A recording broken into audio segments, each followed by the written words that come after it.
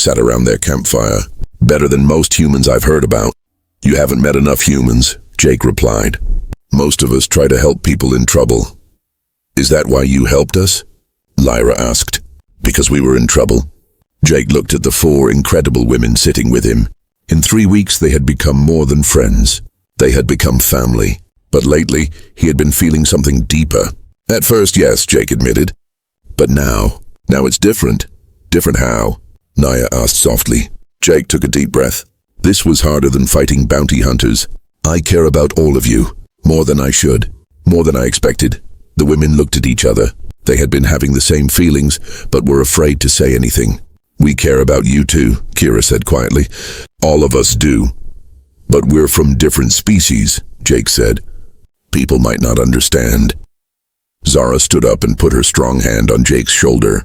My people have a saying, love is the only force that can cross any distance. It doesn't matter what species you are. My people believe that souls recognize each other, Lyra added. When you find someone who makes your soul happy, you hold on to them. Water finds its own level, Naya said with a smile. My heart feels peaceful when I'm near you, Jake. And I choose to be free with the person who makes me feel safe, Kira finished. Jake felt his heart beating faster. These 4 amazing women were telling him they had feelings for him too. But was it possible? Could one human man love 4 alien women? Could they all be happy together? I don't know how this would work, Jake said honestly. I've never heard of anything like this before. Neither have we, Zara admitted. But we're willing to try if you are. Before Jake could answer, Lyra's sharp eyes saw something in the sky. Ships, she said urgently. Lots of them. Through her enhanced vision, she could see at least 50 bounty hunter vessels entering the moon's atmosphere. They had been found again. Jake grabbed his weapons. How long do we have? Maybe an hour, Lyra replied, fear in her voice. Naya created a sphere of water to hide their heat signatures. Kira ran to scout the area with her super speed. Zara prepared to fight with her incredible strength. But Jake had a different idea. He pulled out the communication device they had taken from the bounty hunters. What are you doing? Zara asked. Something crazy, Jake replied with a determined smile. I'm going to call the Rebel Alliance. It's time to stop running and start fighting back. He looked at the 4 women who had become his family. We have the information that can end this war. Let's use it. As the enemy ships got closer, Jake began broadcasting on all rebel frequencies. This is Jake Miller calling all rebel forces. I have 4 heroes with me and data that can save the galaxy. We're ready to make our stand. The response came immediately. Jake Miller, this is Admiral Chen of the Rebel Fleet. We've been looking for you. Help is on the way. In the distance, Jake could see new ships arriving. But these weren't bounty hunters. These were rebel fighters coming to help them fight. The final battle was about to begin. The space battle above the hidden moon was like nothing Jake had ever seen. 50 bounty hunter ships fought against 30 rebel vessels. Energy beams lit up the dark sky like deadly fireworks. Admiral Chen, this is Jake Miller. He spoke into the communication device. We have the data you need to end this war. Copy that, Jake. We're sending a transport ship to get you and the information. Hold your position. But the bounty hunters had other plans. Their leader's voice came through the speakers with anger and hate. Miller, give us the alien females now. The Empire will pay anything for that data. Jake looked at Zara, Lyra, Naya, and Kira. These 4 incredible women had become his family.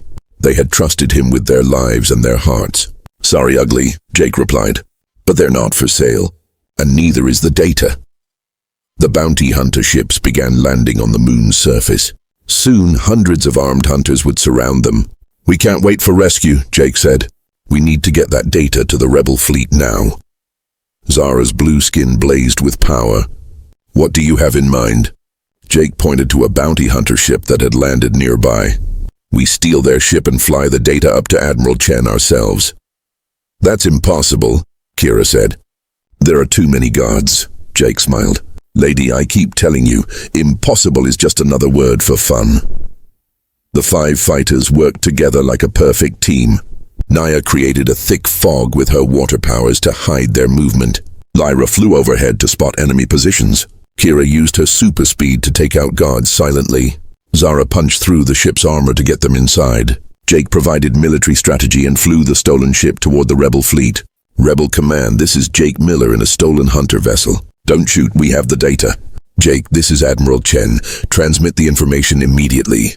We'll protect you. The 4 alien women inserted their data devices into the ship's computer. Information flowed to the rebel fleet. Empire base locations, secret weapon plans, slave ship routes, and poison planet schedules. Admiral Chen's voice was filled with excitement. Jake, this data is incredible. We can hit every major Empire target at once. This will end the war. Then let's finish this fight, Jake said. What happened next was the largest space battle in galactic history. Using the stolen information, rebel forces attacked Empire bases across 50 star systems. The Empire's secret weapons were destroyed. Their slave ships were freed. Their poison factories were shut down. The war that had killed millions of people was over in just 6 hours. But Jake and the 4 women weren't watching from space. They had returned to the moon's surface to help wounded rebel soldiers. Naya used her water powers to heal injuries. Lyra flew medical supplies to trapped fighters. Zara carried heavy equipment with her super strength. Kira moved so fast she could treat multiple patients at once. Jake coordinated the rescue efforts like the military leader he had always been. You did it, Admiral Chen said when she landed to meet them. You 5 ended a galactic war. We had help, Jake replied, putting his arms around his 4 partners. Admiral Chen offered them medals, money, and positions in the new galactic government. But Jake and the women had a different request. We want to go home, Zara said. Home? Admiral Chen asked, confused. Your home worlds were destroyed. Home is where your family is, Lyra explained. Our family is with Jake. We want to return to Earth, Naya added. To rebuild Jake's ranch. Together, Kira finished. Admiral Chen smiled. After what you've done for the galaxy, you can have anything you want. 6 months later, Jake stood on his rebuilt ranch, watching his 4 wives work in their expanded garden. The new house was bigger than his old one, built with advanced alien technology that Admiral Chen had provided as a thank you gift. Zara was using her super strength to build a new barn. Her blue skin glowed with happiness as she worked. Lyra was singing to their crops. Her beautiful music made the plants grow faster and healthier than any human farmer had ever seen. Naya had created a series of ponds and streams around the property. The water was so pure that people came from other planets just to taste it. Kira was playing with their first children, adopted orphans from the war. Her cat-like reflexes made her the perfect guardian for kids who loved to run and climb. Jake had married all 4 women in a ceremony that made galactic news. Some people didn't understand how one human could love 4 different alien species. But Jake's answer was always simple. Love isn't about what species you are. It's about caring for each other, protecting each other, and building something beautiful together. Their ranch had become famous across the galaxy. It was called the Unity Ranch, a place where different species lived as one family. Diplomats came to learn about cooperation. Scientists studied their farming methods. Children came to play with the first human-alien hybrid kids. But for Jake, the best part was the quiet evenings when he sat on his porch with his 4 wives, watching the sunset and planning their future together. Do you ever regret helping us that night? Zara asked one evening. Jake looked at his beautiful family. His strong blue wife, his graceful feathered wife, his healing water wife, and his swift cat wife. Around them, their adopted children played in the yard, speaking languages from across the galaxy. Regret? Jake laughed. Lady, that storm night was the best thing that ever happened to me. Even though you lost your old ranch? Lyra asked. I didn't lose anything, Jake said, pulling all 4 women close. I gained everything I never knew I needed. As the stars came out above their home, Jake Miller, retired human soldier, father, husband, and galactic hero, knew he had found something most people only dream about. He had found a love that crossed species, a family that crossed worlds, and a home that welcomed everyone. And for the first time in his life, Jake Miller was completely happy. Jake checked his weapons one more time. Well, ladies, looks like we're outnumbered 6-1. Naya created a ball of water in her hand. Are you scared, Jake? Jake looked at his 4 new friends. Each one was ready to fight. Each one had lost someone they loved. Each one carried hope for ending a terrible war. Scared? Jake laughed. Lady, I'm a human. We don't get scared. We get dangerous. The first energy blast hit his house, blowing a hole in the wall. The battle had begun. Outside, the bounty hunters thought they were hunting 4 helpless alien widows. But they made one big mistake. They underestimated what happened when you threaten a human's home and the people he had decided to protect. The first energy blast blew a hole in Jake's living room wall. Smoke filled the air as burning wood fell to the floor. The bounty hunters were done talking. Everybody down, Jake shouted as more energy beams cut through his windows. Zara's blue skin blazed with power. I'm tired of running, she said. With her super strength, she picked up Jake's heavy couch and threw it against the broken wall as cover. Lyra, I need eyes in the sky, Jake called out. How many are coming from each direction? Lyra flew through the hole in the roof. Her sharp eyes could see in the dark better than any human. 8 from the front, 6 from each side, and 12 circling behind the barn. Jake grabbed his rifle and extra ammunition. Naya, can you create a water barrier around the house? Already on it, Naya said. She raised her hands and pulled water from his well, his pipes, and even from the storm clouds above. A wall of spinning water surrounded the ranch house like a liquid shield. Energy blasts hit the water wall and scattered harmlessly into steam. Kira, you're our scout, Jake said. Use your speed to hit them from behind while they're focused on us. With pleasure, Kira purred. She moved so fast she became a blur, disappearing into the night. The bounty hunters advanced. They were tall creatures with black metal armor and glowing red visors. Each one carried weapons that could blow up a truck. Surrender now, their leader shouted. You cannot win. Jake poked his rifle through a window and smiled. Hey, ugly, let me show you something we humans call superior firepower. He opened fire.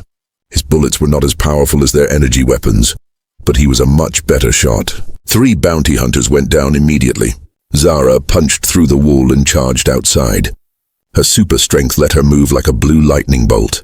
She grabbed one hunter's weapon and crushed it with her bare hands. Then she picked up the hunter and threw him into a tree. That's for my husband, she roared. Above them, Lyra dove from the sky like a golden arrow. Her claws tore through hunter armor as she flew past. She was too fast for them to hit with their slow energy weapons. You killed innocent people, she cried as she struck again and again. Naya's water wall suddenly became a weapon. She sent torrents of water crashing into the hunters, knocking them down and shorting out their equipment. Where she touched the water to wounded allies, their injuries began to heal. My world will not be forgotten, she declared. In the darkness, Kira was everywhere at once. The hunters could not see her coming. She would appear, strike, and vanish before they could react. Her claws cut through their armor like paper. This is for every slave you killed, she hissed. But there were too many enemies. For every hunter they defeated, 2 more appeared. Jake's ammunition was running low. Zara was getting tired from fighting so many at once. Even Lyra's flying was becoming slower. Jake, Naya called out. More ships are landing, at least 40 more hunters. The bounty hunter leader laughed. Foolish creatures. We have unlimited numbers. Surrender the data or watch your human friend die. 10 hunters aimed their weapons at Jake. He was out of cover with no way to escape. But Jake Miller was a human soldier. Humans don't give up. You want the data? Jake shouted back. Come and take it! He pulled out a grenade and smiled. But first, let me teach you about human warfare. Jake threw the grenade into a group of hunters. The explosion sent them flying, but more kept coming. The battle was turning against them. Then something amazing happened. The 4 alien women looked at each other and nodded. They had been fighting as individuals. Now they would fight as a team. Zara grabbed Lyra and threw her high into the air like a living missile. Lyra spread her wings and dove down, striking the hunter leader's weapon from his hands. Naya created a water spout that lifted Kira into the air. From above, Kira could see all the hunters at once. She directed Zara where to attack next. Jake provided cover fire, protecting the women as they used their amazing teamwork. It was like watching a perfect dance of war. Humans fight different from other species, Jake said as he reloaded. We don't just fight to win. We fight to protect what we love. The tide of battle began to change. Working together, the 5 fighters were defeating enemies twice their size. The hunters had never faced teamwork like this. But victory came with a price. A hunter's energy blast hit Jake's house. Fire spread quickly through the old wooden building. Everything Jake owned was burning. "You're home," Zara cried, seeing the flames. "Forget the house," Jake shouted back. "Save the data. That's what matters." The hunter leader was retreating. "This is not over," he screamed. "We will call for more ships. Thousands more." As the remaining hunters fled to their ships, Jake looked at his burning ranch. 40 years of memories were turning to ash. His furniture, his books, his pictures, everything was gone. The 4 alien women stood beside him, watching the flames. They had won the battle, but they all knew more enemies would come. "I'm sorry," Zara said quietly. "You lost everything because of us." Jake put his hand on her shoulder and smiled. "No, Zara, I didn't lose everything. I found something I didn't even know I was missing." "What's that?" Lyra asked. Jake looked at the 4 incredible women who had fought beside him. Each one was brave, strong, and beautiful in her own way. Each one had chosen to fight for justice instead of hiding in fear. "I found a family worth fighting for," he said. As dawn broke over the destroyed ranch, Jake and the 4 alien widows knew their real journey was just beginning. The bounty hunters would return with an army, but now they would face something the galaxy had never seen before: the combined power of human determination and alien abilities. The war had come to Earth, but Earth was ready to fight back.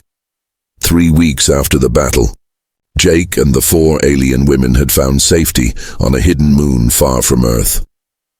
The small world had forests, rivers and caves where they could hide from bounty hunters. Jake built a simple shelter using wood and stones. It was not fancy like his old ranch, but it felt like home because they were all together. "You don't have to do this alone," Zara said, watching Jake work. Her blue skin glowed softly in the morning light. "I'm not alone," Jake replied, hammering another board into place. "I have help from the strongest woman in the galaxy." Zara smiled and lifted a heavy log that would take 3 men to carry. "My husband used to say the same thing." "But you're different from him. How?" Jake asked. "Thane was a great commander, but he never learned to cook." Zara laughed. "You make the best soup I've ever tasted." Jake had been teaching the women how to make human food. In return, they taught him about their cultures. Lyra showed him how her people sang to make plants grow faster. Their little garden was now full of beautiful vegetables. "Music helps everything grow," Lyra explained as she sang a soft melody. The tomatoes seemed to grow bigger as they listened. "My husband was a pilot, but he loved to garden. He said growing things was more important than destroying them." She looked at Jake with her big owl eyes. "You remind me of him. You build instead of breaking things." Naya had used her water powers to create a small lake near their shelter. The water was pure and clean, perfect for drinking and bathing. "On my world, we believe water connects all living things," she said, sitting beside the lake with Jake. "When I touch the water, I can feel everyone's emotions. What do you feel from me?" Jake asked. Naya's scales shimmered as she touched the water. "Sadness for what you lost, pride in what we accomplished, and," she paused, "something else, something warm and strong." Jake felt his face get red. "What did your husband think about your water powers?" "He said I could heal the galaxy if I wanted to," Naya replied. "But I only want to heal the people I care about." Kira was the best hunter among them. Her cat-like senses could find food and detect danger from miles away. She often sat with Jake in the evenings, watching the sunset. "I was a slave for 15 years, she told him one night. "I forgot what freedom felt like until I met my husband. He taught me that being free means choosing who you want to be with." "What do you choose now?" Jake asked. Kira's yellow eyes looked directly into his. "I choose to stay with the person who treats me like family, not property." The 4 women had been through terrible pain. They had nightmares about their dead husbands and the war that destroyed their worlds. But slowly, Jake helped them heal. When Zara had bad dreams, Jake would sit with her and tell stories about Earth. When Lyra felt sad, he would ask her to teach him new songs. When Naya cried for her destroyed home, Jake would help her create beautiful water sculptures.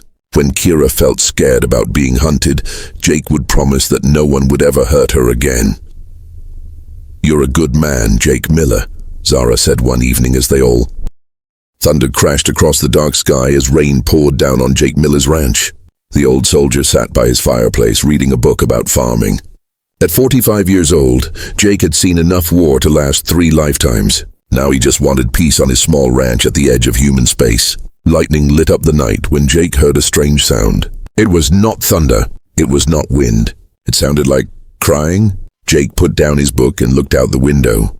Through the rain, he saw 4 shapes standing near his front gate. They looked like women, but something was different about them. Very different. What the hell? Jake said to himself. He grabbed his coat and flashlight, then walked outside into the storm. As he got closer, Jake's eyes went wide. These were not human women. The first one was tall with blue skin that seemed to glow in the dark. The second was small with beautiful feathers covering her arms. The third had green scales like a fish, and the fourth looked almost like a cat that could walk on 2 legs. All 4 were soaking wet and shaking from cold. Their clothes were torn and dirty.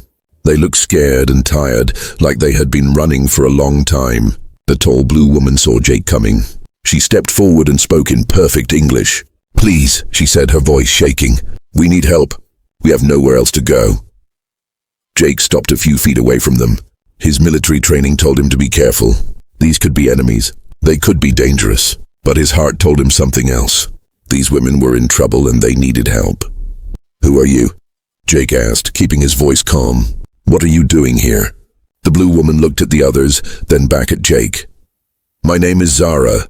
These are my friends, Lyra, Naya, and Kira. We are refugees.